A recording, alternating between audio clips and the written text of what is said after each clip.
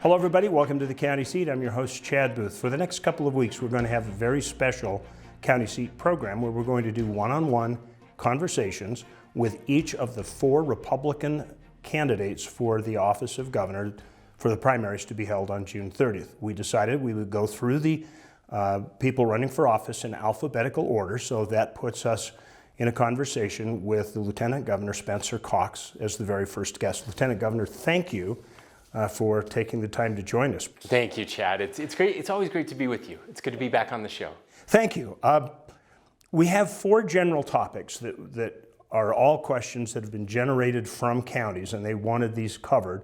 We're going to ask each of the candidates these questions. Within the goals of governance, what are going to be the top priorities of the Cox administration? Well, this answer may have been a little different 2 months ago than it is today, but I think certainly and unequivocally the number one priority will be economic recovery. This pandemic, what it's done to our economy here in the state of Utah, our national economy, our global economy is really unprecedented. And so whoever the next governor is, the focus has to be on economic recovery, making sure that we reestablish the foundations. Now, the good news is that the foundations here in the state of Utah are very strong coming into this economy because of the great work that has taken place over the last 10 years. We had the lowest unemployment in our state's history, the lowest unemployment in the country. We led the nation in private sector job growth. We had the most diverse economy in the country. All of those things are going to allow us to come out of this in better shape than any other state. In fact, we just found out that we were one of 2 states, the U.S. Chamber of Commerce said we're one of 2 states, they believe, that has an unemployment below 10% right now. It's a terrible number, but again, in comparison, much better than what the rest of the country is experiencing. And we know we have the entrepreneurs here to lead us out of this. That's what happens. Government doesn't create jobs. Government can get in the way. And the way we did this before was by removing regulation, business regulation, government regulation, and overreach, and allowing the entrepreneurs of the state to flourish. And that's how we're going to do it again. What has worked from this administration, and what do you intend to change in your administration? I'm very proud to be part of the Herbert administration. Of course, I came in later, about 6.5 years ago, and there are some great things to learn from Governor Herbert. He is a collaborator. He believes in bringing people together. He is a strong and focused leader. And when he came in the depths of the Great Recession, he really laid the groundwork for how to recover from something like what we're experiencing right now. And so I think that's very important, the things that we've learned from that. Now, as far as a new administration coming in, anytime you change an administration, it's the perfect time to reevaluate what government has been doing. One of the things that we're very proud of is that we have fewer government employees now than we did in 2004.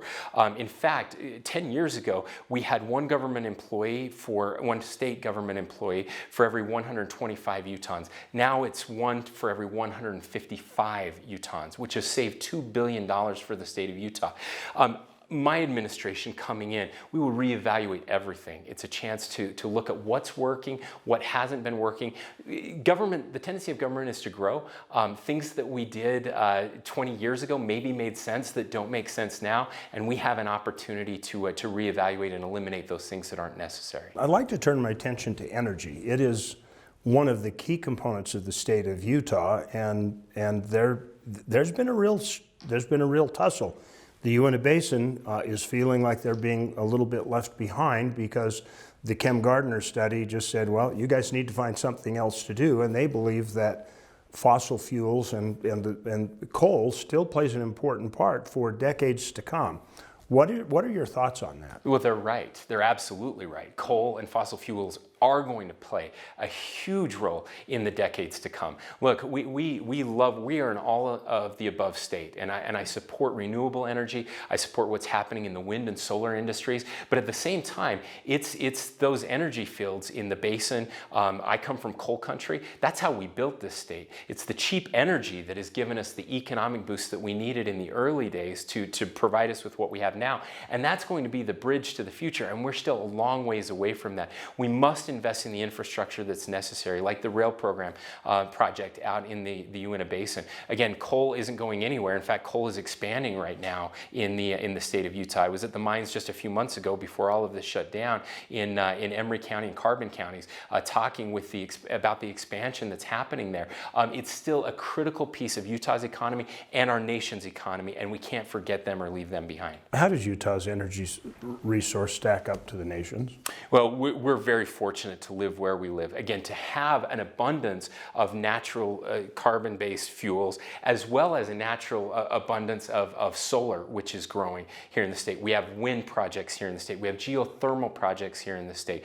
We have the right portfolio. We have everything available, and that's very attractive to businesses that are looking to come to Utah. Does nuclear have a place in that? Yes, of course. In fact, it's probably one of the biggest mistakes we've made as a country in giving up on nuclear. It's clean, it can be done cheaply, and it can be done safely. And so we need to add that to the portfolio, and I'm grateful for the counties that are working on that. We're going to take a quick break here, continue our conversation with Lieutenant Governor Spencer Cox, and we'll be back in just a minute.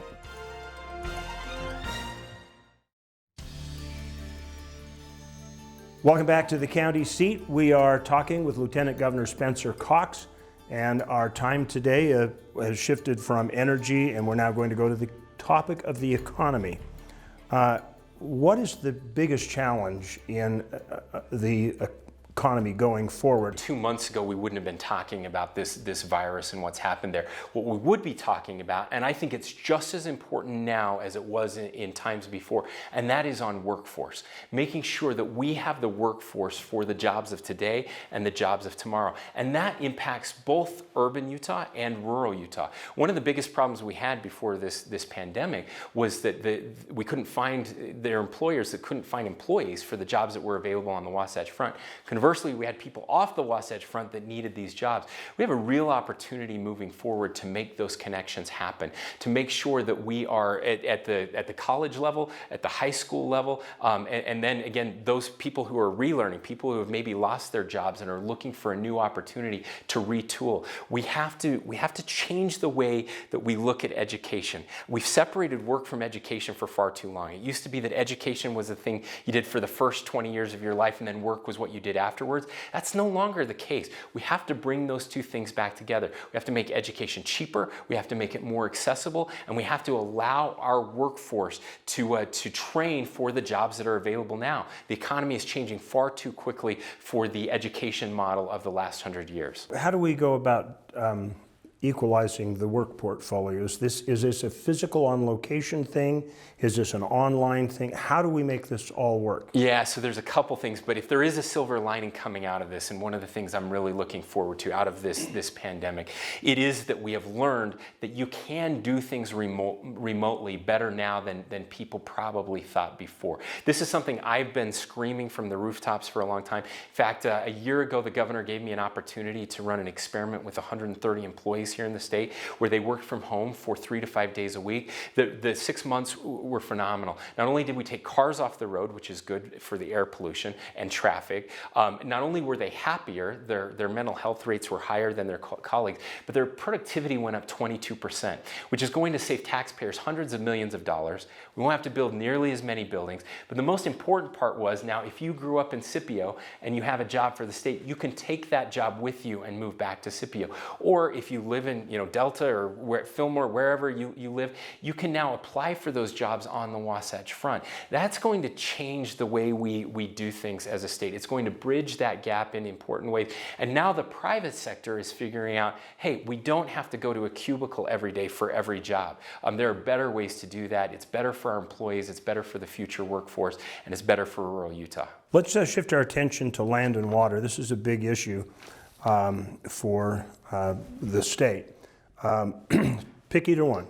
Is it our relationship with the federal government on land and how we deal with that, or is it the water and how we protect our water resources and exploit them Well, they're both very connected, as we know, as we work on big projects. Look, infrastructure is going to be critical for the state. We are the fastest growing state in the nation over the last 10 years and will continue to be a fast growing state, which means we need to invest in infrastructure. Water is the single limiting factor. We are a very dry state. We have to use the water we have better, and we have to develop new sources of water. So again, the Lake Powell pipeline, other big water projects are going to be really important for our state moving forward. Is it possible in this day and age to create new resources of water when the environmental hackles would be up over approaching that? It is possible, especially when you have an administration that will support you at the federal level, which we do right now, and we need to continue to take advantage of that. But the same thing is true on the federal land side.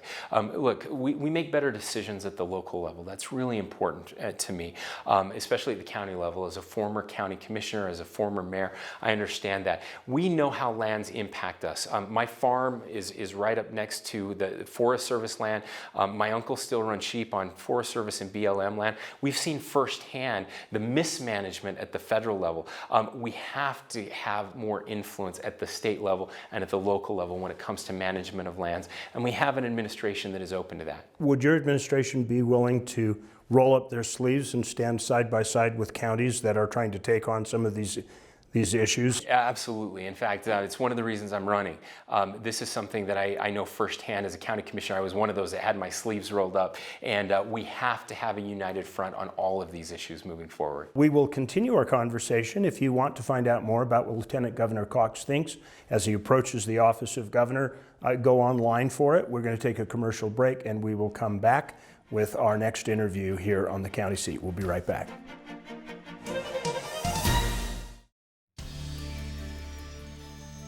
We're continuing our one-on-one conversations with the gubernatorial candidates for this year's election. Joining me right now is former Speaker of the House, Greg Hughes. I would like to welcome you, and let's get into the four topics. Let's do it. Okay, what are your goals of governance? How are you going to distinguish yourself from previous first hour, administrations? first day. Here's what we're going to do. We've got a state that is, in many cases, considered an urbanized state because you got 80% of this whole state's population living near metropolitan areas in 4 counties out of 29. So you got the Wasatch Front, Utah County, Salt Lake County, Davis County, and Weber.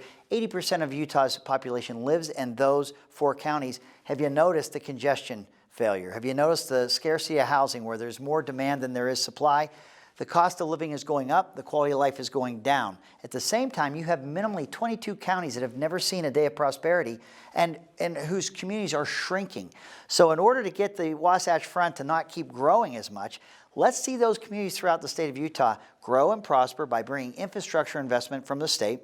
It's a relief valve for the Wasatch Front. If our young people that are growing up here can't afford to live here, there may be opportunities instead of exporting our kids and our emerging workforce out of state, they can live around the state, and then those communities can thrive, people can find lives. That's what you got to start doing if we're going to see ourselves grow the way we are. So do you think if we just bring in the gas lines, the water lines, and the upgraded electric, that they'll take care of the rest of it themselves? It's that, Chad, but it's also water infrastructure, rail infrastructure, the road infrastructure. You have to have all those components, and when you do that, those are the seeds for economic development. We went through this whole state before we got into this crazy self-quarantine time. 45 town hall meetings. I have yet to go to a county where the county leaders and the population, the people that live there, the residents, don't have great ideas how to lower barriers for the markets they have. And when you do that at the same time, you'll see other economic activity that will come around those areas, and those communities, they're overdue. They need to thrive, and I think this state's sustainability depends on the rest of the state seeing economic opportunity. What role does energy play in Utah's future? We're at a time right now where, especially right now, where the crude has gone, the market has really crashed with crude. But here's the advantage of our energy sector in Utah. When you talk yellow waxy crude, black waxy crude, its sulfur content is almost non-existent. It is one of the cleanest crudes that you'll ever find. So when you have oceanic vehicles or oceanic vessels that are around, ships all over the ocean, going all over the world, their emission standards are being required to be a lot lower. You see emission standards all over the world as we're trying to be good stewards of the environment going lower. Yellow waxy crude especially, but also black waxy crude in the Uinta Basin, it is a great blend stock because it doesn't have much sulfur in it to really lower the pollutants in fuel. And so it's marketability if you can get it to market. And what I mean by that is you need to get to the Gulf of Mexico. There's a market there where it could be used, and we need to be looking at that. But also the Asian Rim, they're in great need of natural resources. They're getting it from Australia, they're getting it from, and that's even coal, from Indonesia. We have a low sulfur, high BTU coal. There's a great demand for that around the world. And if you have coal-fired power plants around the world, even new ones being built, which we do, hey, Utah can be part of that solution in terms of bringing a clean, low sulfur, high burning coal to those countries that need it. It's still an economy. I'm not giving up on it. Does the rail line out of Uintah County, the 7-county coalition, does that make sense? It does. I think the state needs to play a stronger role. Look, you don't grow to 80% of a population. You don't grow to 3 million people in 4 counties without reservoirs starting to be built in 1902 and then rolling out from there. This state has been a great participant, and I know when I was Speaker of the House, the bonds and the infrastructure that we would put in place, primarily we're looking at the high growth areas of the state. Well, it's time for the state to take that type of leadership role, which we've seen in infrastructure, road, rail, water, along the Wasatch Front, see that in the rest of the state. So we want to help the 7-county coalition in terms of their efforts to get to market. So if you do that, are you going to put yourself in a position where you can stabilize the boom-bust cycle by having that broader distribution? So let me describe why the politics of this finally work in 2021, where in the past it might not have. You would have seen a lot of provincialism. You would have seen the counties in Wasatch Front saying, whoa, whoa, whoa, why are you investing in that kind of infrastructure outside of, we would like that opportunity as well, or we have the population that justifies it. What's happening now are the residents that live in this 130-mile valley that we call the Wasatch Front. It's getting so crowded that the people are saying, we want to see economic opportunities somewhere else where people don't have to feel like they have to move in the Wasatch Front. And if our children or people can't afford to live here, they can find a home that doesn't cost as much, maybe off of the Wasatch Front. So the interests of the people that live in the Wasatch Front now align perfectly with the people that live around the rest of the state, but you need a leader and a governor that connects those dots for people so that we see it's not crabs in a bucket and everyone needs to try and grab theirs. That statewide approach improves the lives of everyone. Don't you have to have buy-in from the legislature to make this happen as governor? Absolutely, absolutely. And you know what? They will. You'll see, this is what's happening. A lot of the residents are so angry as we try to shoehorn more and more people and population into the Wasatch Front. You're getting a lot of pushback on city councils, on mayors, on county elected officials, and even legislators. If you can find a way to make your constituents you represent happy to say, look, we're not going to keep trying to shoehorn it all in just 4 counties out of 29. I'm going to tell you, that's the politics of it. I think that the people will embrace a broader plan for this state where there is more economic activity. It doesn't have to all be in 4 counties. Great. 2 topics down, 2 to go. We'll take a quick break. We'll be right back.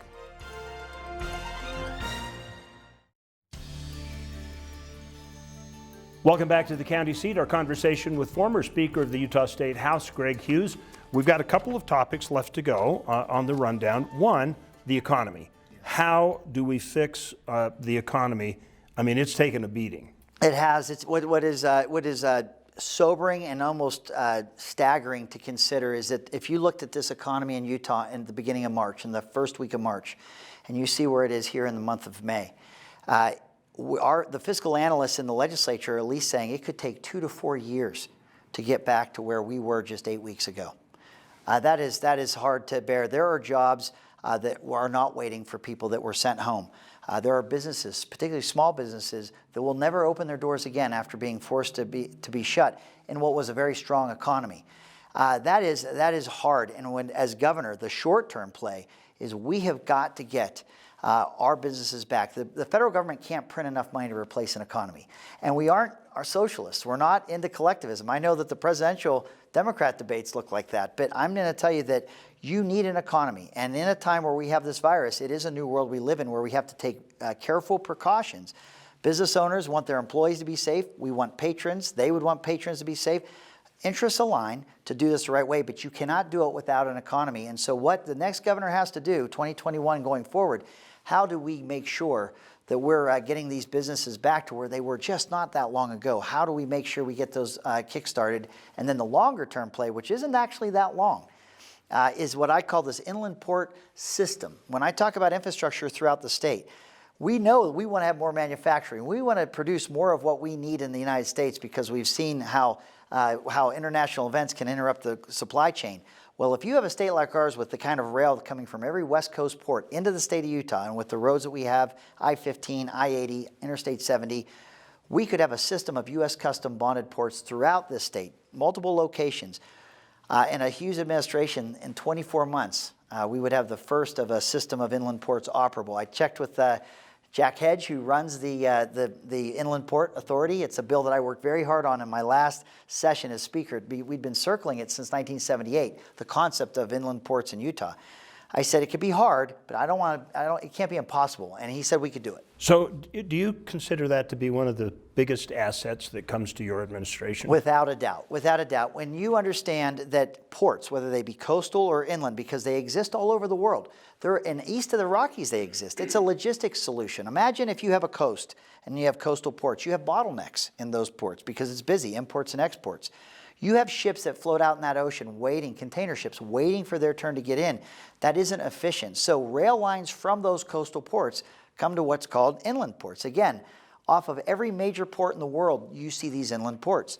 Inland ports are an ecosystem for economic growth. If you're making something you want to send overseas, you want your transportation costs from where you build it or where you are manufacturing to where you'd get stamped for final delivery to be as close as possible. And that's where you see manufacturing and then suppliers, or if you have agriculture or natural resources like we have in our state. Those are the things that we can, through a system of inland ports, U.S. custom bonded ports, we can get to markets like we haven't been able to do before. This state has studied this concept since 1978. That's how smart it was in 1978. Well, if it was then, imagine and look at this global supply chain today.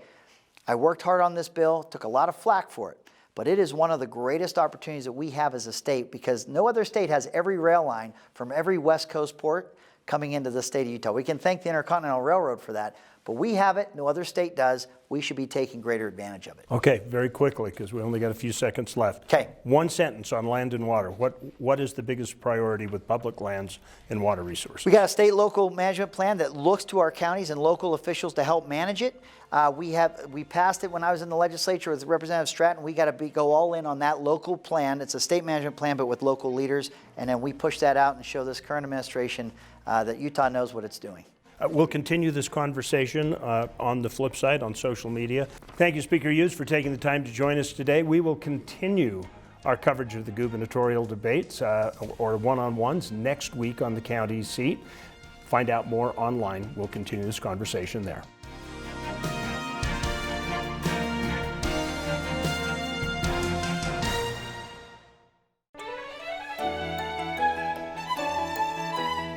Thank you for watching the County Seat. Be sure to subscribe and turn on your notifications to keep up to date on the program and happenings around Utah.